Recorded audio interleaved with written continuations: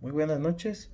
Vamos a tratar los últimos temas vistos en el capítulo 13 y 14 de los últimos capítulos que se están desarrollando en el curso de Historia de Guatemala. Con estos dos capítulos culminamos en donde vamos a seguir viendo la historia de Guatemala, qué fue lo que siguió después de todo lo que ha acontecido en el transcurso de la guerra. Entonces el capítulo 13 tiene como título Una Guatemala, el país donde las potencias jugaron una chamusca. Este periodo se dio de 1954 a 1985. Después de todo lo que ha ocurrido, Guatemala quedó como un país deteriorado, como un país flexible, como un país débil, en donde los golpistas de Estado siguieron haciendo de las suyas. Es el caso en este capítulo 13, vamos a dar a conocer varios acontecimientos que se dieron en nuestro país y que fue afectando principalmente el desarrollo del mismo. Se dice que después de que Guatemala ha sufrido mucho conflicto con las guerras, los soldados, la adquisición de armas, fue deteriorando mucho el recurso de Guatemala porque más se invertía en adquirir mucho armamento para seguir combatiendo o para seguir en la guerra. Y uno de los títulos de este capítulo 13 es La Revolución Interrumpida. Quiere decir que a mediados de 1964, la invasión norteamericana, convalidada por guatemaltecos y mercenarios, detuvo el avance de los procesos sociales de nuestro país. Quiere decir que cuando nosotros nos invadieron, pues Guatemala, toda la revolución que estaba ya teniendo, pues fue interrumpida por lo mismo. Y también vamos a conocer personajes como por ejemplo al gobierno de Idígoras Fuentes, que fue un gobierno que estuvo en 1958. Él fue presidente, fue nuestro gobernante en ese año y él llegó y ganó las elecciones con un 41% de los votos. Cuando Idígoras gobernó, se debió al ofrecimiento de algo que se le conocía en ese entonces como amnistía para los exiliados de 1954. Ofreciendo amnistía, pues este gobierno se postuló y fue vencedor y fue uno de los presidentes que tuvo nuestro país de Guatemala. Después de esto se dio un nuevo golpe de Estado que fue a finales de 1962. A inicios de 1963 se inició la lucha preelectora al sucesor de Ígoras. El temor de que triunfara el doctor Juan José Arévalo era uno de los candidatos que se tenía temor a que él gobernara nuestro país, y ese era el temor, pero como se dio un golpe de Estado, pues los gobernantes fueron cambiando debidamente y simultáneamente después de esos golpes. Después de esto se dio un pequeño paréntesis en donde se menciona un personaje muy peculiar, Peralta Zurdia. Cerró su dantesca trayectoria, se podría decir, lanzando al mar a sindicalistas y comunistas que ellos estaban en contra de él y que permitían que Julio César Méndez Montenegro en 1966 pudiera ser electo. Entonces este pequeño paréntesis llama mucho la atención porque lanzaron al mar, o sea, asesinaron a varias personas. En total fueron 28 sindicalistas y también comunistas, que obviamente ellos estaban muchas veces en contra de lo que ellos hacían, de las dictaduras que ellos tenían. Entonces por eso ellos decidieron sacarlos del camino para que no tuviesen ningún problema en su recorrido o en su proceso de gobierno. Entonces después de eso hay algo una parte muy crítica, se podría decir, porque en este título se hace mención a la era del Chacal. ¿Qué quiere decir la era del Chacal? Dice que las elecciones de 1977 marcaron el rechazo a la población. El general Carlos Manuel Arana Osorio, él se distinguía bastante por la manera salvaje de aislar a la población civil y la influencia de formar la guerrilla. El mismo fue de que este personaje de Carlos Manuel Arana, por lo salvaje que era al momento de tratar a los civiles, al momento de tratar a los ciudadanos, fue que a él se le asignó ese apodo como el Chacal por las agresiones y por lo brusco que él era en el periodo de las elecciones de 1970, en donde fue que marcaron el rechazo de la población general a Carlos Manuel Arana. Después de esto, vamos a conocer un título también que se llama, que llama mucho la atención, que es Guatemala tiembla. Y en este periodo Guatemala se podría decir que se empezó a deteriorar, la democracia cristiana eh, y el Partido de la Revolución empezaron a conformar el Frente Nacional Opositor, que ganó las elecciones José Efraín Ríos Montt. Entonces ahí aparece un personaje muy peculiar que en nuestros tiempos la mayoría de nosotros conocemos la historia de Efraín Ríos Montt, que él fue nuestro, nuestro, nuestro presidente. De acá empieza el periodo en donde se mencionan a personajes que en la actualidad todavía conocemos, que muchos de nosotros hemos conocido por todo lo que hicieron, por todos los desgoces que hicieron dentro de nuestro país. Y acá es en donde nosotros empezamos a conocer el primer nombre, que es José Efraín Ríos Montt, que él fue un dictador, era militar, él era de esos personajes que le gustaba tener a Guatemala opresionado, oprimido, y por eso el título de este capítulo es Guatemala tiembla, y en donde nos aparece el primer nombre resaltado, que es Efraín Ríos Montt. Después nos aparece un personaje al cual le pusieron por apodo, se podría decir, el Indio Lucas. ¿Quién fue el Indio Lucas? En 1978 la consigna fue Lucas y Poncho. Quiere decir que ellos se postularon y esa fue la consigna de Lucas, el personaje, y Poncho. Binomio escogido por el ejército y demás sectores donde para sustituir a tuvo que haber un movimiento grande y contingente de indígenas. Quiere decir que ese movimiento postuló al Indio Lucas a que él fuera parte de nuestros gobernantes aquí en Guatemala y para suceder a Launel García, que en ese entonces era un personaje muy conocido que estaba en el poder. Luego, después de eso, viene un título que se le conoce como Río de Sangre. En esta parte se titula así porque se, se Lucas llevó, el indio Lucas llegó a terminar el acostumbrado fraude electoral. Quiere decir que él ya no aceptaba que hubiesen fraudes en las elecciones, y cuando el nuevo presidente, el general Aníbal Guevara, preparaba el gobierno, dispusieron a Lucas y entregaron al poder encabezado por Efraín Ríos Montt. Quiere decir que cuando este personaje, Aníbal Guevara, preparaba su gobierno, depusieron a Lucas. Quiere decir que lo quitaron. Él ya no era en ese entonces nuestro gobernante.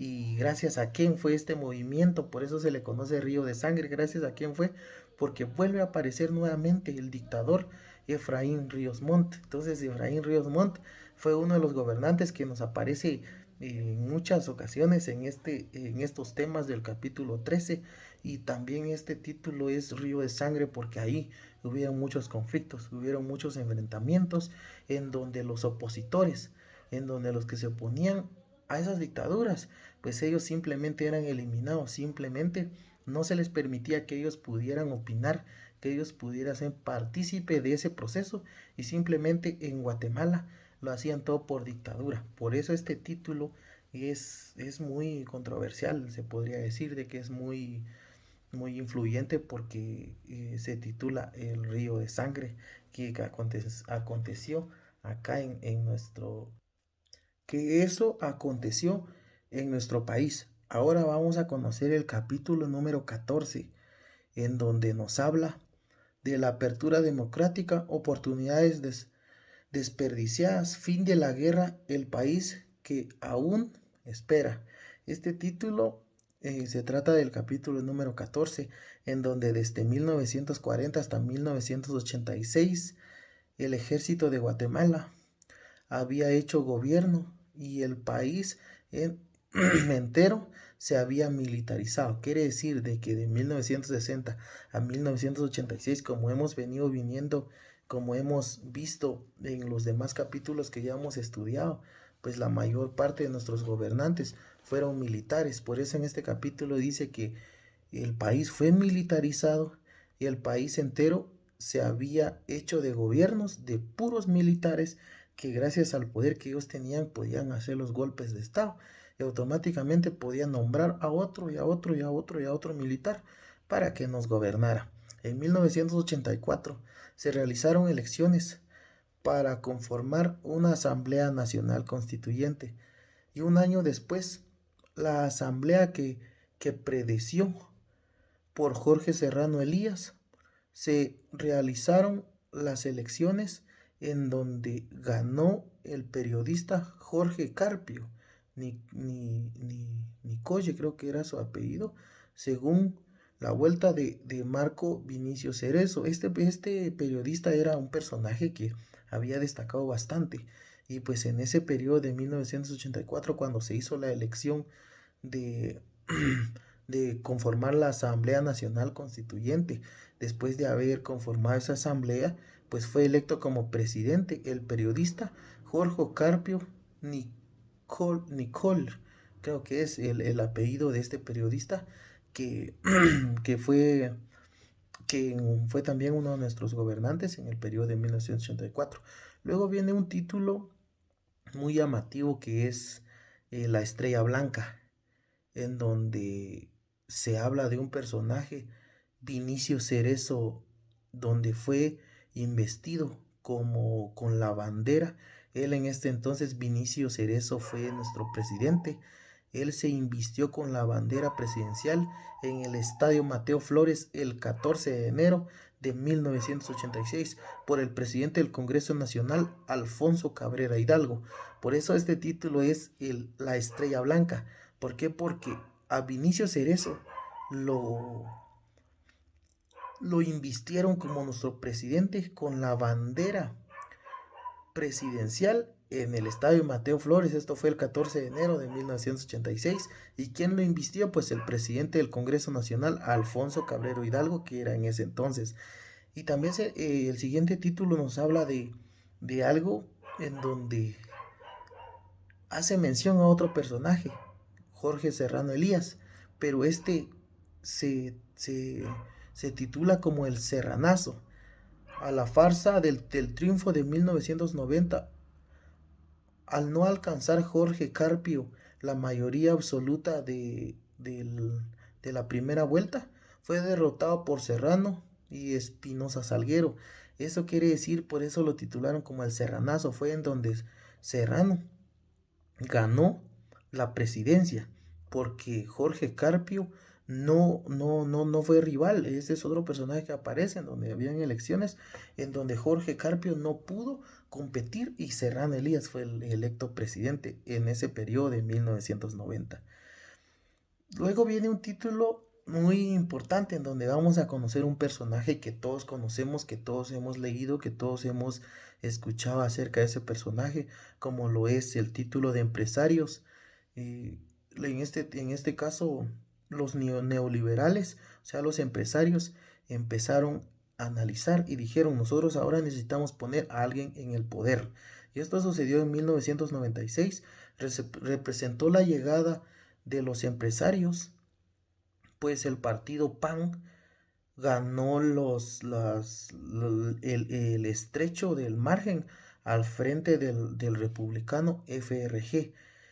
En ese entonces quería volver a postularse como presidente el personaje Efraín Ríos Montt, como lo hemos visto en el capítulo anterior.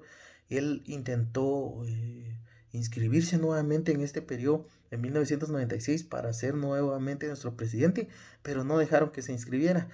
Entonces salió al frente y decidieron lanzar la candidatura a estos empresarios al licenciado Alfonso Portillo. En este capítulo aparece este expresidenciable que estuvo en nuestro país, el licenciado Alfonso Portillo. Entonces, ¿desde dónde tuvo inicios Alfonso Portillo? Desde que los empresarios neoliberales decidieron llegar al poder, y esto se dio en 1996, un gobierno de emergencia. Es el siguiente título. La presión de la sociedad civil y la Corte de Constitucionalidad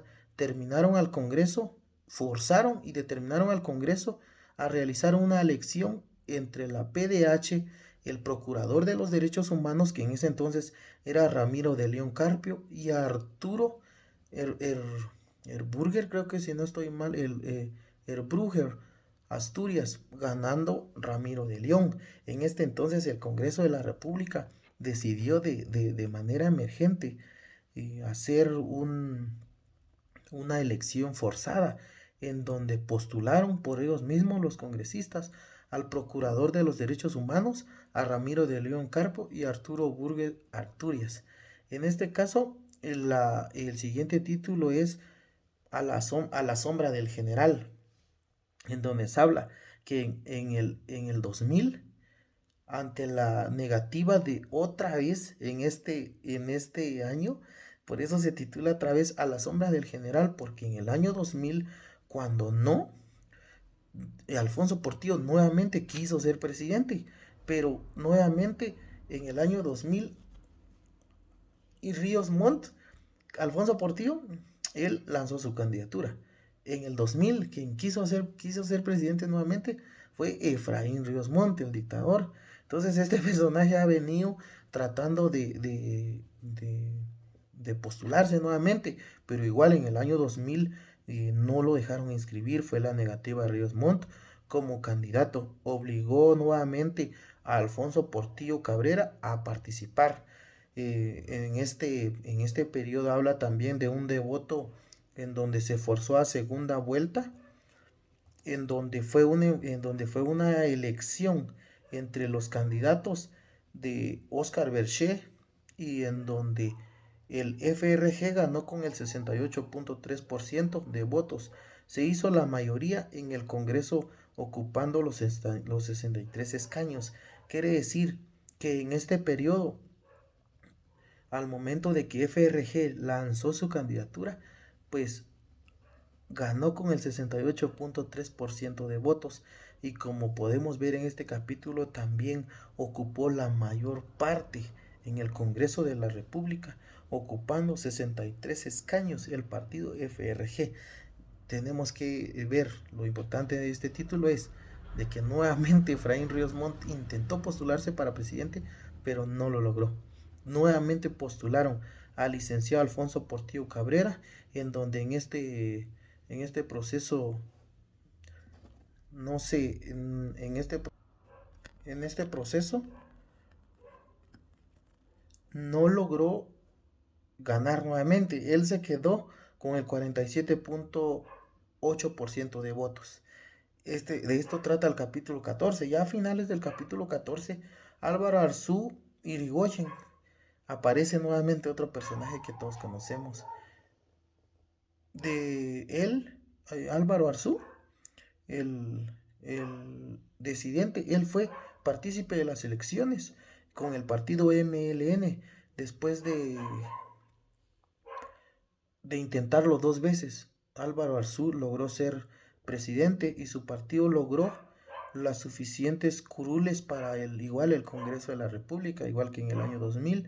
El FRG 63 escaños tuvo y en este tiempo también Álvaro Arzú logró ser presidente y él obtuvo la mayor parte de poder y el dominio del Congreso de la República porque su partido MLN ganó y logró situarse como presidente y de igual manera en el Congreso de la República tuvo el dominio porque la mayor parte de diputados pues ingresaron o ganaron con este partido juntamente con Álvaro Arzú. Entonces en este capítulo 13 vimos y aprendimos mucho de la historia de Guatemala, cómo Guatemala empezó a ser un país que empezaba a venirse, a derrumbarse por todos los procesos electorales, por todos los golpes de estados, por toda la guerra que había. Pero igual conocimos a muchos personajes que en nuestra actualidad aún de nosotros escuchamos, conocemos la historia, como lo que es el presidenciable Efraín Ríos Montt, y también conocimos a un personaje desde donde empezaron los inicios de el licenciado Alfonso Portillo. Y también conocimos de dónde fue que tuvo inicios la situación de elecciones presidenciales, Álvaro Arzú. Entonces estos personajes son los que han destacado bastante en nuestra actualidad. Como nosotros sabemos, Alfonso Portillo fue un presidente que la mayor parte de Guatemala consideró bueno, porque en su tiempo la canasta básica bajó, en su tiempo él no permitía que habían alzas al combustible, a la canasta básica. Si en situaciones habían o se quería alzar la canasta básica con diferentes alimentos, pues él lo que hacía era contactarse con otros países. Y si los países que le estaban vendiendo a Guatemala, que le estaban distribuyendo, eran muy caros, pues él lo que hacía era contactarse con otros países y traerle la competencia, por decirlo así, para que los guatemaltecos no sufrieran. Fue uno de los presidentes conocidos, Alfonso Portillo, por la sociedad indígena, por los pueblos mayas, que fue uno de los mejores gobiernos porque él apoyó directamente al, a, la, a los agricultores, apoyó a todo lo relacionado al campo. Y como conocemos igual la historia de Álvaro Arzú, fue presidente y a la vez fue alcalde durante varios periodos en la ciudad de Guatemala. Él fue el exalcalde, se podría decir, de, de Quiñones, que está en la actualidad. Él ocupó el cargo porque Álvaro Arzú, como todos saben, él falleció. Y cuando falleció, pues su primer concejal fue nombrado como alcalde de la ciudad capital. Igual el alcalde Quiñones ahorita lanzó su candidatura nuevamente y volvió a ganar. Entonces todos sabemos la historia igual de Efraín Ríos Montt, que Efraín Ríos Montt fue presidente de Guatemala, pero era dictador, era militar. Igual sabemos la historia de que sus descendientes, una de sus hijas, Suri Ríos Montt, ella intentó ser presidente, pero no dejaron, igual como sucedió como Efraín Ríos Montt, no dejaban que se inscribiera y le empezaban procesos para que ella no pueda ser presidenciable de nuestro país. Este curso fue de mucha importancia, este curso es muy excelente porque gracias a ello nosotros conocemos la historia de nuestra ciudad o de nuestro país, Guatemala, que muchas veces ignoramos.